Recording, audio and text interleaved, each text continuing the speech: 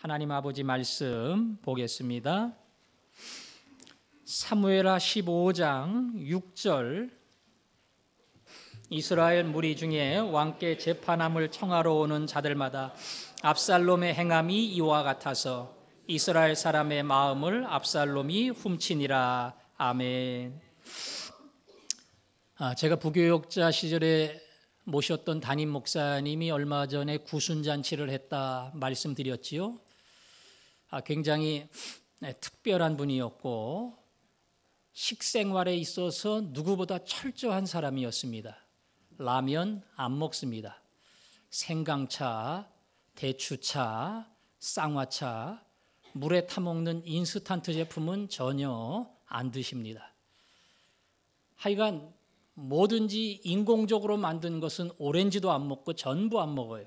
그럴 정도로 자기 건강에 신경을 쓰시는 분이었습니다. 함께 신방을 가서 예배 후에 다과 대접을 받았는데 견과류가 나왔어요. 그래서 호두, 아몬드, 피스타치오라고 하는 이 딱딱한 껍질에 둘러싸여 있는 거, 이런 게 올라왔는데 그 목사님이 피스타치오를 통째로 입에 넣고 빠드닥 씹어 드셨어요. 놀랬습니다. 아무리 건강을 챙기더라도 저렇게 철저하실까? 그래서 제가 목사님, 그걸 어떻게 통째로 드시는가요? 이렇게 여쭤봤더니 약간 놀란 듯이 저를 보면서 이거 까서 먹는 겁니까? 이렇게 물어보더라고요. 그만큼 단순하고 우직한 분이었습니다.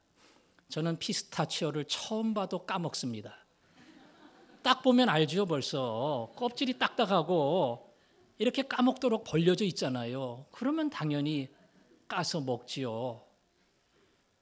그런 면에서 저는 나름대로 상황을 판단하고 대충 예측할 수 있는 그런 기본적인 어떤 마인드를 가지고 있어요. 옛날에 그런 걸 통박이라 그랬어요. 통박. 예. 통박을 잘 굴린다.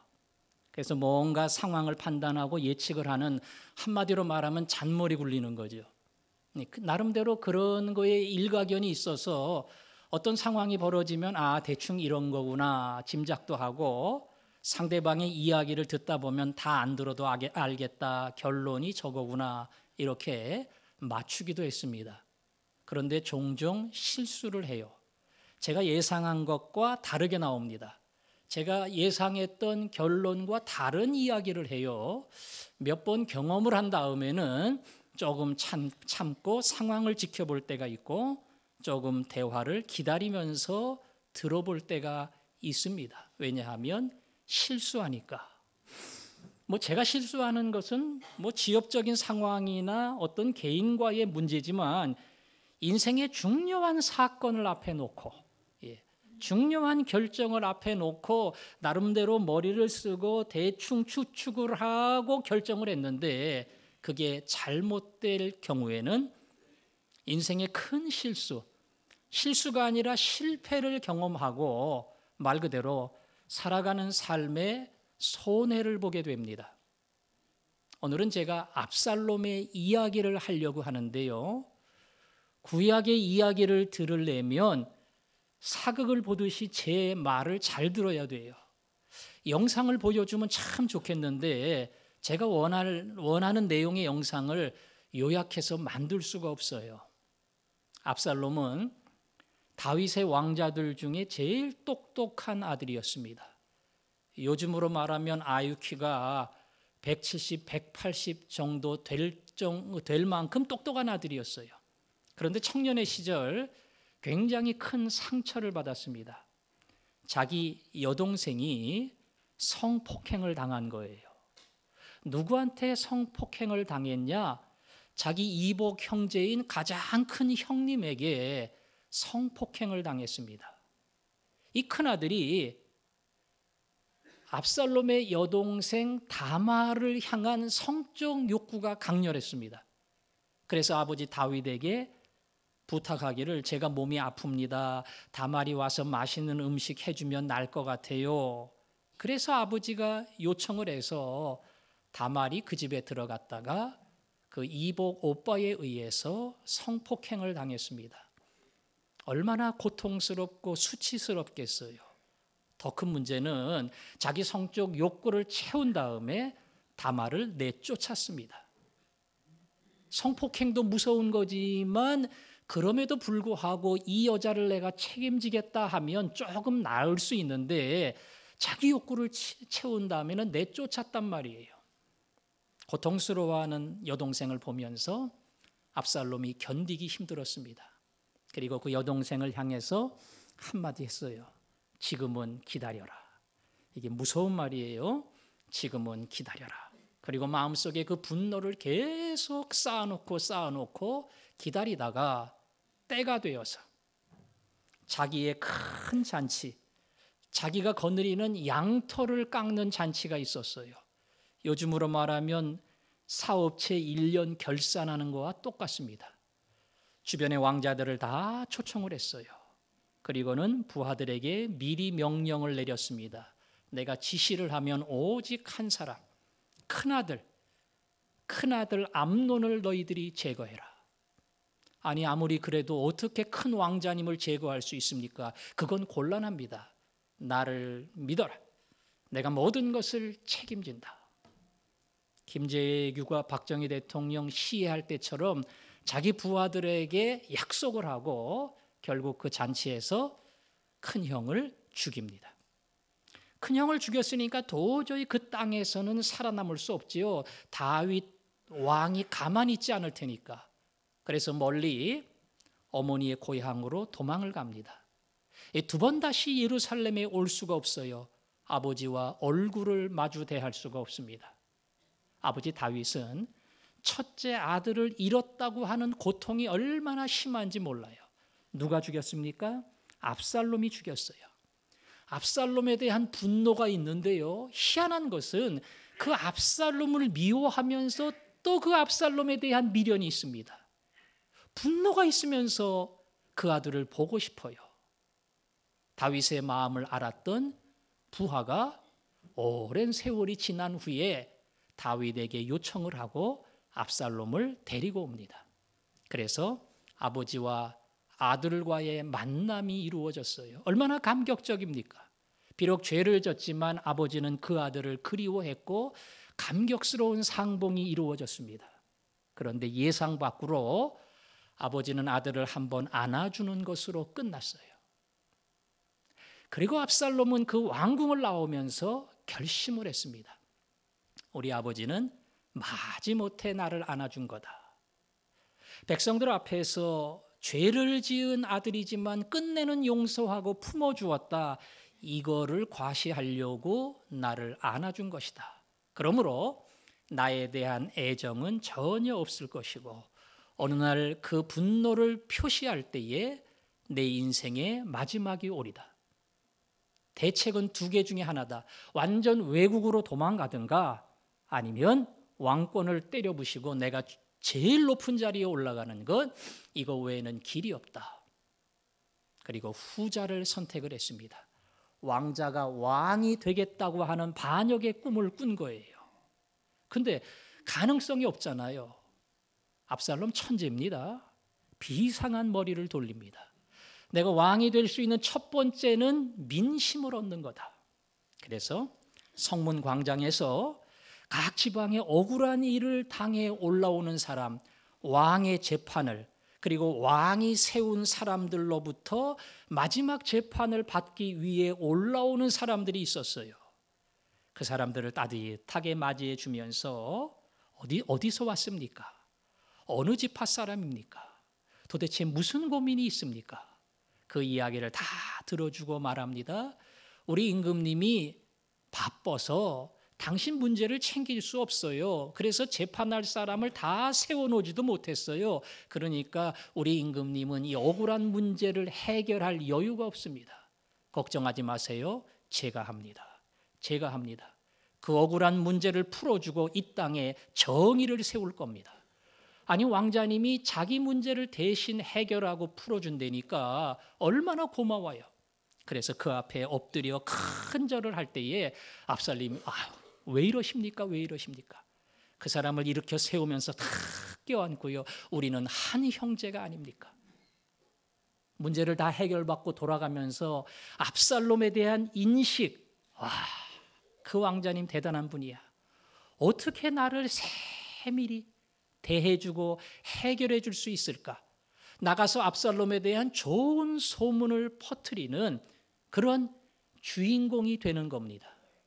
한 사람만 이렇게 한 게 아니라 오는 사람마다 압살롬이 계속 고민을 풀어주고 억울한 문제를 풀어주고 재판을 대신해주고, 그래서 왕이 아니라 내가 그 일을 한다, 내가 여러분의 아픔을 해결해 준다, 이런 인상을 계속 심어주었습니다.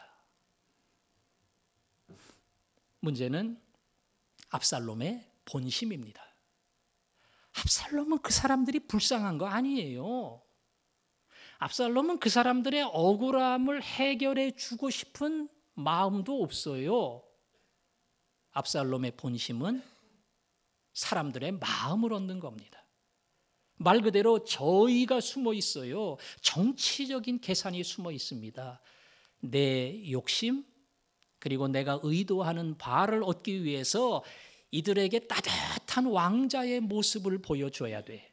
그리고 그 소문이 자꾸 퍼지면 민심이, 여론의 지지율이 올라갈 거야. 나름대로 이 계산을 하고 하나하나 민심을 자기에게로 끌어온 겁니다. 그래서 오늘 성경은 압살롬이 이스라엘 백성들의 마음을 뭐 했다고요? 훔쳤다. 그들의 마음을 훔쳤다. 훔친 거예요. 그들을 도와준 게 아니고 배려해 준 게 아니고 해결해 준 게 아니고 사실은 정치적인 계산을 가지고 자기 욕심을 채우고 그 사람들을 자기 편으로 전부 마음을 빼앗은 겁니다. 무서운 사람이죠. 민심을 얻은 겁니다. 다윗에게로 향하던 백성들의 충성심과 신뢰심이 압살롬으로 향하게 된 겁니다. 사실은 왕년에 다윗도 그런 사람이었어요. 다윗은 남의 부인 빼앗았죠. 그리고 임신시켰습니다. 그걸 숨겨야 되는데 전쟁 중이라 남편이 나가 있거든요. 1년, 2년 돌아오지 않아요. 그래서 특별 휴가로 불렀습니다. 잘 먹이고 오늘 집에 들어가서 편안히 쉬어라. 너무 충신이라서 이 남편이 안 갑니다. 우리 사령관과 동료들이 전쟁터에 있는데 제가 어찌 제 아내와 함께 편안히 잠을 잘 수 있겠습니까? 왕궁 뜰에서 잤습니다. 그 다음날 술을 잔뜩 먹이고 돌아가라. 술 취한 김에 가겠지. 그날도 안 갔습니다. 나는 왕을 위해서도 절대로 갈 수 없습니다. 얼마나 다윗이 머리가 복잡했겠어요. 다윗도 똑똑합니다. 그래서 비밀 편지를 써서 사령관에게 전달해라. 우리아가 왕의 명령에 순종해서 그 편지를 전달했는데 그 편지에는 가장 맹렬한 전투 최전방에 이 사람을 내보내라. 그리고 자연스럽게 전사 처리하도록 만들어라. 다윗의 계획은 성공했습니다. 그리고 우리아는 전사 처리로 명예롭게 국립묘지에 묻혔어요. 그리고 그 여자를 얻고 그 아들은 자기 것이 됐습니다. 아버지 다윗도 무섭지요? 겁나는 사람이에요. 어찌 보면 압살롬이 아버지 피를 물려받았는지 몰라요. 이런 사람 가까이 하면 안 됩니다. 겉으로는 웃고 따뜻하고 나를 배려해 주는 것처럼 보이지만 속으로는 많은 계산을 하고 이득을 챙기고 자기 욕심부터 먼저 만들어가는 사람, 무서운 사람이죠. 그런데 대개 이런 사람은 그럴듯한 위치에 있기 때문에 가능해요. 돈 없는 사람이 뭐 막 인심 쓰면서 행세할 수 없잖아요. 낮은 지에 있는 사람이 도와준다고 다른 사람에게 힘을 가하고 문제를 해결해 주고 이런 거 못 하잖아요. 돈 있는 사람이 짜장면도 사주고 입장료도 대신 내주고 이러면서 그 사람을 많이 배려하고 내가 얼마나 당신을 생각해 주고 있는지 아느냐, 이런 티를 낼 수가 있어요. 높은 사람이 밑에 있는 사람 문제도 해결해 주고 도와도 주고 그러면서 내가 당신의 억울한 문제에 늘 관심을 갖는다. 이런 표현을 해줄 수가 있습니다. 하지만 이건 꼭 남의 문제가 아닙니다. 우리도 얼마든지 이 간교한 죄에 빠질 수 있다는 것을 알아야 돼요. 목사는 여러분 모두의 사정을 누구보다 제일 많이 압니다. 제 머릿속에 다 담겨 있어요. 그래서 수술을 받고 2달, 3달이 지나 다른 사람은 다 잊어버려도 목사는 물을 때가 있습니다. 후유증 없나요? 그것 때문에 다시 어려움 겪지는 않는가요? 목사의 말을 들으면서 나한테 관심을 가지고 있구나. 그걸 아직도 기억하고 계시네. 마음의 위로가 되고 힘이 될 겁니다. 그때 아들이 대학에 낙방을 하고 재수한다고 하는데 지금도 열심히 공부하고 있나요? 우리 아들 다 기억하고 있구나. 마음의 위로를 받을 겁니다. 그런데 간혹 제 마음을 보면 어떤 진심에서 나오는 것이 아니라 내가 그런 목사라는 거, 나는 관심이 있고 당신을 챙기고 당신을 사랑하고 나는 성도를 향해서 이렇게 세밀하게 헌신하는 목사라는 거, 그걸 보여주기 위해서 행동하는 것 아닌가, 말하는 것 아닌가, 이렇게 물어보다가 놀랄 때가 있어요. 내가 진심의 표현이 아니라 사실은 그 거짓된 행동을 통해서 주님이 아니라 나를 드러내고 나를 신뢰하게 만들고 나를 존경하게 만들려고 하는 것, 이게 내 본의가 아닌가 자신을 볼 때가 있습니다. 백혈병의 치료를 받고 태어난 다음에 만나는 환자는 이전과는 다르다 말씀드렸죠. 이전에도 가서 안타깝고 불쌍하고 진심으로 기도했습니다. 그러나 제가 고통을 겪고 힘든 투병의 생활을 한 다음에 만나는 환자는 나 같아요. 그래, 내가 힘들었어. 빨리 나가고 싶었어.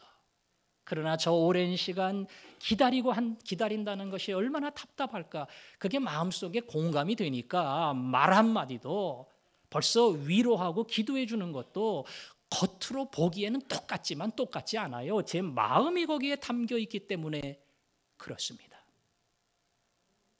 찬양을 하면서 정말 하나님을 향해서 온 마음을 다해 감동의 모습으로 부를 수 있지만 그 마음은 다른 곳을 향해 날아갈 수도 있습니다.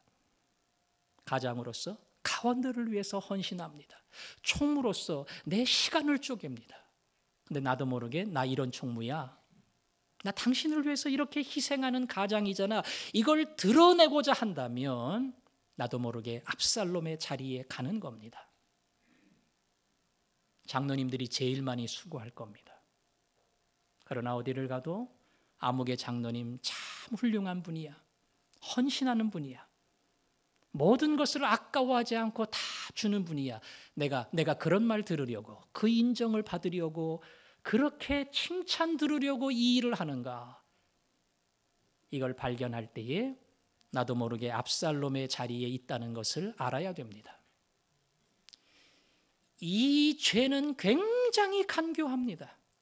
웬만한 사람은 눈치 못 채요. 내 마음속에 거짓이 있다는 거. 왜? 아니, 겉으로 하잖아요. 내가 안 하면 모를까. 행동으로 내가 관심을 표명하고 도와주고 내 것을 희생하는데 분명히 주님의 사랑을 드러내고 있는 거지요. 그러나 내 근본과 진심이 담겨 있지 못하다면 그것은 오늘 간교한 압살롬의 자리에 처하는 것과 같다고 하는 겁니다. 저는 저를 포함해서 여러분 모두가 자기의 진실을 볼 수 있기를 바랍니다. 그 진실을 보지 못하기 때문에 착각을 하고 내가 무언가 주님의 일을 하고 교회를 섬기고 다른 사람을 위해서 희생한다고 하는 이 잘못된 생각을 가지고 또 다른 사람 하나하나를 대하는 그런 부끄러운 자리에 처하지 않도록 정직하게 자기를 보고 진심을 보고 마음의 중심을 보고 깨달을 수 있는 사람, 하나님이 그런 영의 눈을 열어주시기를 원합니다. 압살롬은 그래서 성공했습니다. 백성의 마음을 확 끌어당겼습니다. 절반 이상은 된 거예요. 두 번째는 지도층을 내 편으로 만들어야 돼요. 작전 세웠습니다. 그리고 자기가 머무는 헤브론 성으로 여러 지도층들을 초청을 했습니다. 부하들에게 미리 준비시켰어요. 내가 지시를 내리면 이제는 압살롬이 왕이 되었다.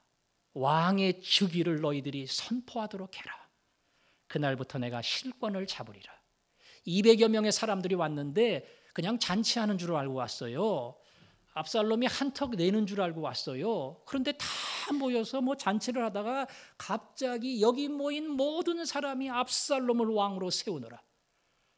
벙쪄가지고요, 밥 먹으러 왔는데 갑자기 압살롬 편이 된 거예요. 다윗의 신하가 아니라 압살롬의 신하로 뒤바뀐 겁니다.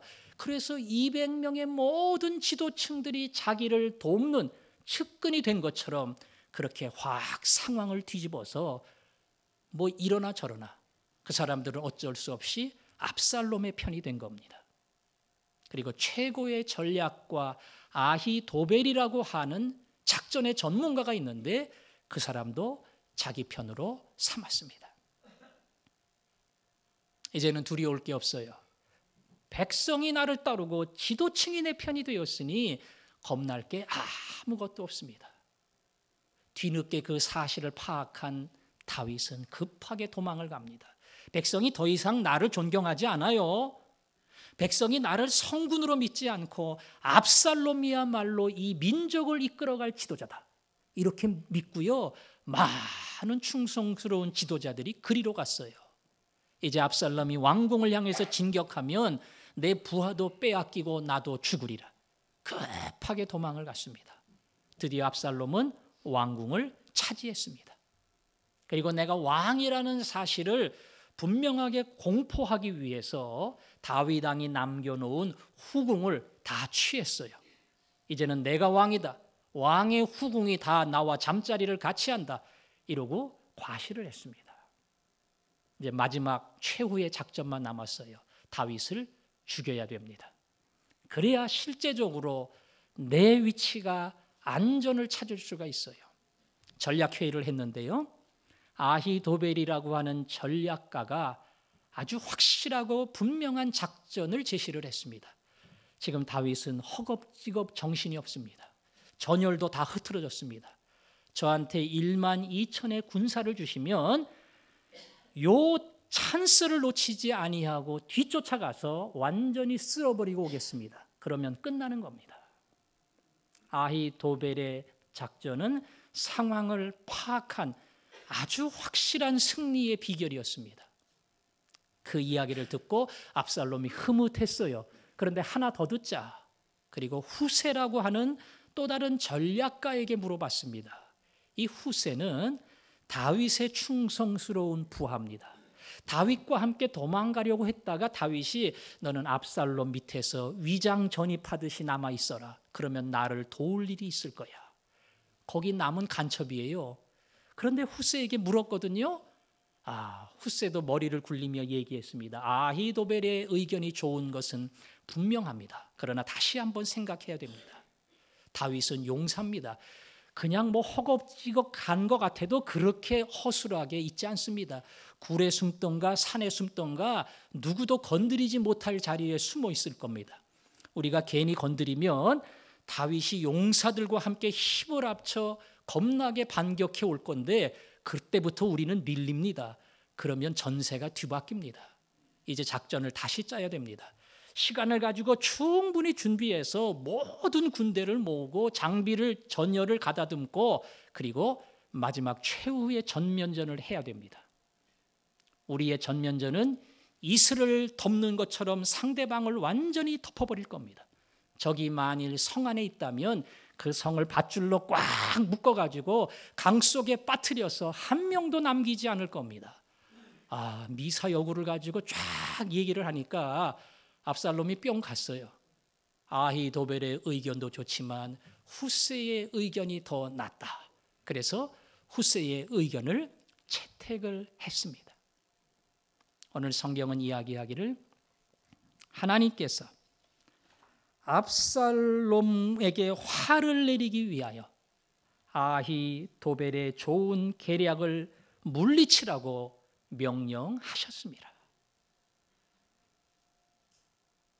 아히도벨의 전략은 확실하고 승리의 분명한 비결이었지만 하나님이 압살롬의 머리와 뇌의 모든 기능을 붙들어서 그 좋은 전략을 물리치라고 명령했다. 아히도벨은 자기의 작전이 말 그대로 받아들여지지 않은 것에 대해서 이제 이 싸움은 끝났다. 후세 의견대로 하면 다윗이 살아나고 다 죽는 거야. 우리는 그 절망을 느끼고 자결을 했습니다. 그리고 압살롬은 최후의 일전을 치루었어요. 압살롬은 머리도 좋은데 얼굴도 잘생겼고 미남처럼 장발에다가 말 그대로 영화배우 스타일입니다. 전쟁을 나가는데 딱 투구를 쓰고 무장을 하는 게 아니라 이거 영화배우처럼 막 장발을 날리면서 그러면서 전쟁을 했어요.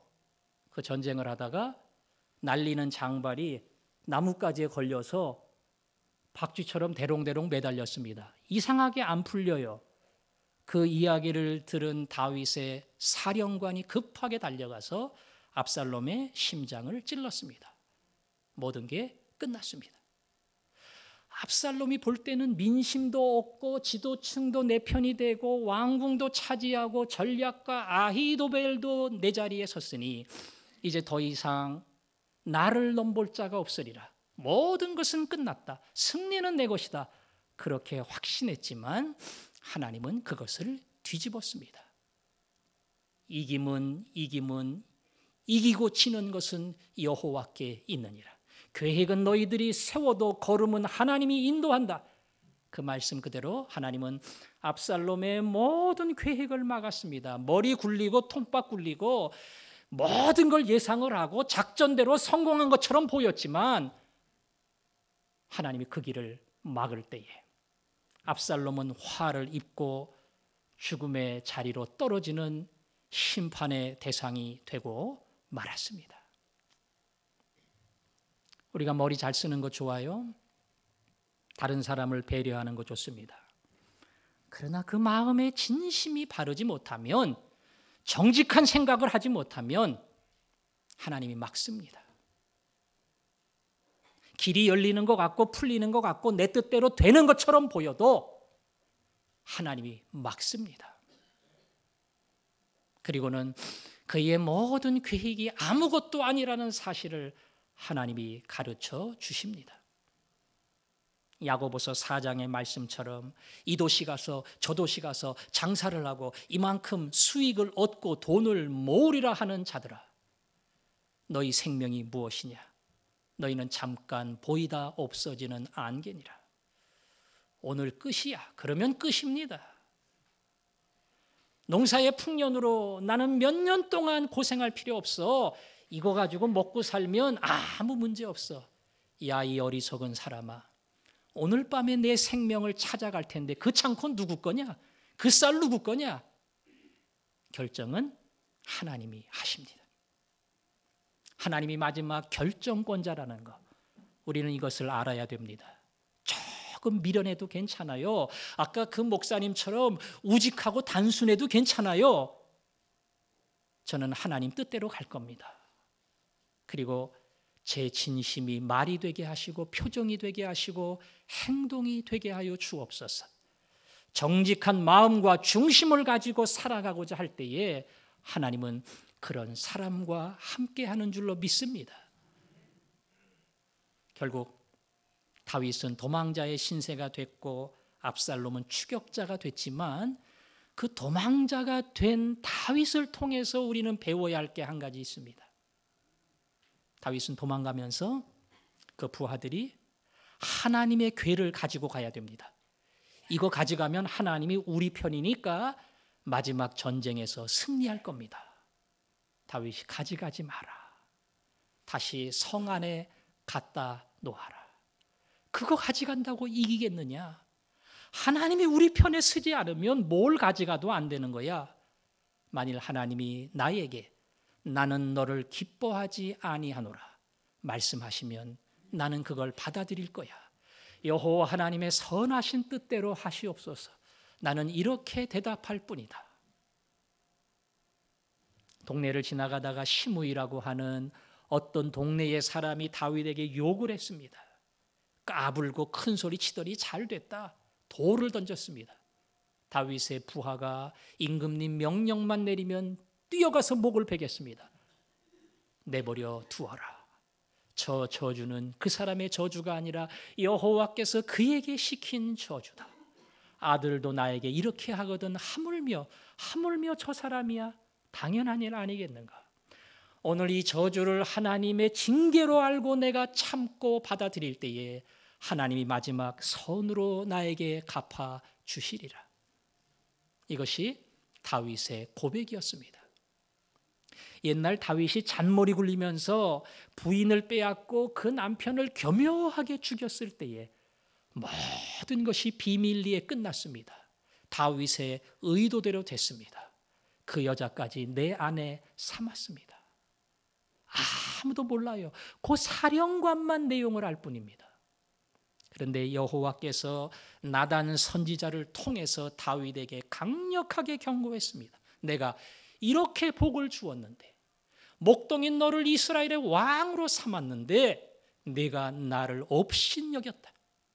하나님이 다윗을 향해서 너 승리한 것 같고 네 뜻대로 된 것처럼 보이지만 너는 나를 업신여겼다. 결국 그 사이에서 난 아들 죽었습니다. 사실은 그 죄 때문에 압살롬이라고 하는 또 다른 반역의 고통을 다윗이 당한 겁니다. 승리한 것처럼 보이고 이긴 것처럼 보였지만 다윗은 거기서 철저한 실패를 맛봅니다. 거꾸로 실패하고 도망가고 눈물 흘리는 자리에서 내 잔꾀가 통하지 않는다는 것, 내 계산대로 되는 것이 아니라는 것, 그리고 하나님만이 마지막 결정의 주인공이라는 것, 이것을 다윗이 인정하고 고백할 때에, 그때에 하나님은 다윗 편에 서시고, 그리고 다윗이 승리하는 마지막 주인공이 되게 만들었습니다. 압살롬을 보고 다윗을 보면서 우리는 많은 것을 생각해야 됩니다. 압살롬이 죽었을 때에 다윗이 내가 죽을 줄 알았는데 하나님이 나를 살려주셨구나. 너무나 감사하다. 이러지 않았어요. 전쟁에 나갈 때 열심히 싸워라. 그러나 절대 압살롬을 죽이면 안 된다. 당부를 했어요. 그런데 그 사령관이 압살롬을 안 죽이면 후환이 닥칠 거야. 반드시 제거해야 돼. 나름대로의 계산을 가지고 죽인 겁니다. 전쟁이 승리했다는 이야기에 다윗은 관심이 없어요. 내 아들 압살롬은 어떻게 되었느냐. 압살롬은 전사했습니다. 그 이야기를 듣고는 웃음이 사라지고 그때부터 통곡을 했습니다. 압살롬아, 압살롬아. 이게 다윗의 승리의 비결입니다. 다윗이 이 사랑을 진작 보여줬으면 잘못한 성폭행한 형을 벌하고 압살롬의 상처를 어느 정도 이해를 해줬다면 문제가 이렇게 심각하지는 않았을 거예요. 다윗은 그 잘못이 있습니다. 그러나 마지막 그가 가지고 있는 본심, 아들을 향한 진심, 아들을 향한 사랑, 우리는 거기서 다윗의 정직한 모습을 보게 됩니다. 진심이 여러분의 말이 되어야 할 줄로 믿습니다. 진심이 여러분의 표정이 되고 여러분의 행동이 되어야 합니다. 행함과 진실함으로 사랑하자. 행함과 진실함으로 사랑하자. 힘들지 않았어요? 지난 주간에 그 문제로 많이 어려웠지요? 의례적으로 하는 말하고 똑같은 단어라도 거기에 내 진심을 담으면 성령이 주시는 파워가 있어요. 오늘 압살롬은 그 진심이 없이 순 계산만 하고 작전만 세우고 통박만 굴리고 자기의 이득을 위해서 살다가 결국은 인생 실패자가 되고 말았습니다. 그러나 실패자의 길을 걸어왔지만 다윗은 하나님의 결정권을 믿고 내 잔머리가 통하지 않는다는 것을 고백할 때에 하나님은 다윗을 썼습니다. 십계명에 거짓 증언하지 마라. 다른 사람을 향해서 사실을 말하는 것 같지만 진심을 보이지 않는 자, 십계명의 9번째 계명을 어기는 자입니다. 오늘 하나님 앞에 조용히 자기를 볼 수 있기를 바랍니다. 저도 저를 보고 여러분도 여러분을 보고, 나는 마음과 행동과 말이 다른 자가 아닌가. 그리고 하나님, 제가 원래 그래요. 아니 그렇다고 제 마음을 표현할 수는 없잖아요. 불만이 있는 사람, 마음에 안 드는 사람, 난 당신 상대하고 싶지 않아, 이럴 수는 없잖아요. 그래요, 그건 잘했어요. 그러나 그 마음을 가리고 계속 진심이 아닌 모습을 보여준다는 거, 그거는 나중에 내 인생의 큰 페인이 될 겁니다. 그래서 기도해야 됩니다. 하나님, 제가 잘 안 되지만 제 말에 진심이 담기게 해 주옵소서. 하나님, 잘 안 되지만 제 행동에 진심이 담기게 해 주옵소서. 그리고 진심이 아니라면 함부로 말하고 함부로 행동하지 않고 함부로 예측하지 말게 해 주옵소서. 하나님이 주시는 진정한 가슴을 가지고 살게 해 주옵소서. 이 마음을 가지고 나아갈 때에 하나님이 긍휼히 여기시고 그 사람과 함께 해 주실 줄로 믿습니다. 그래서 오늘은 이 찬양하는 겁니다. 주여 진실하게 하소서. 주여 진실하게 하소서. 그저 오늘 하루하루 살 때마다 주님이 주시는 힘으로, 진실한 힘으로 승리하기 원합니다. 주여 내 마음에 진실을 주시고 그래서 승리하는 종으로 살게 하여 주옵소서. 이것이 여러분의 소원이 되기를 원합니다. 주여 진실하게 하소서. 주여 진실하게 하소서.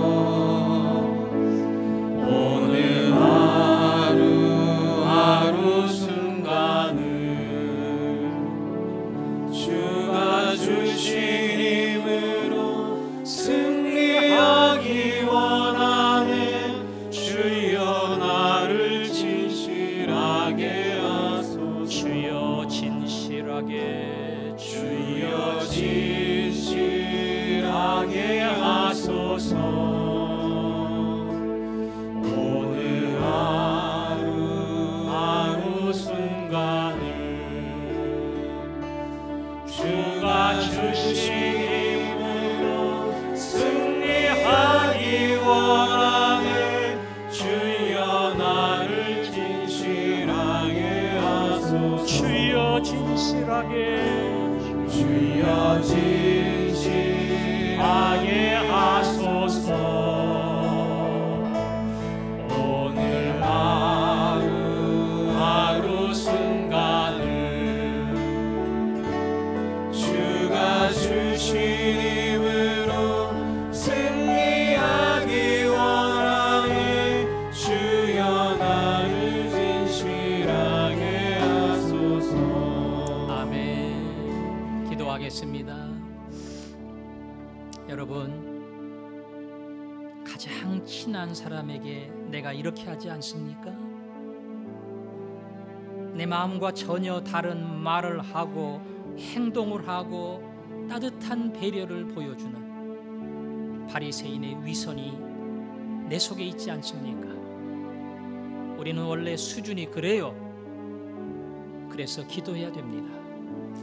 하나님, 내 진심을 바꾸어 주시고 그 진심이 따뜻한 말로, 사랑의 행동으로 전달될 수 있도록 어리석은 나를 가르쳐 주옵소서. 압살롬의 길을 가지 않게 하시고 실패와 아픔 속의 모든 것의 결정권이 하나님께 있음을 인정하게 하시고 진실한 마음으로 그 앞에 서게 하여 주옵소서. 우리 동일한 소원을 가지고 한 목소리로 기도하겠습니다. 아버지 하나님, 자신을 정직히 들여다보면 부끄러운 말밖에 할 것이 없습니다. 바리새인의 위선이 내게 있음을 고백합니다. 아버지 하나님, 저희는 앞으로도 이렇게 살아갈 수밖에 없겠지만 그러나 따뜻한 말을 하고 사랑스러운 행동을 할 때마다 이것이 내 진실한 마음이 되기 원하는 발버둥 되게 하여 주시고, 어느 날 진심을 가지고 그리고 내 정직한 영을 가지고 동일한 사랑의 표현을 할 수 있도록 미련한 우리를 가르쳐 주옵소서. 아멘. 예수님 이름으로 기도합니다. 아멘.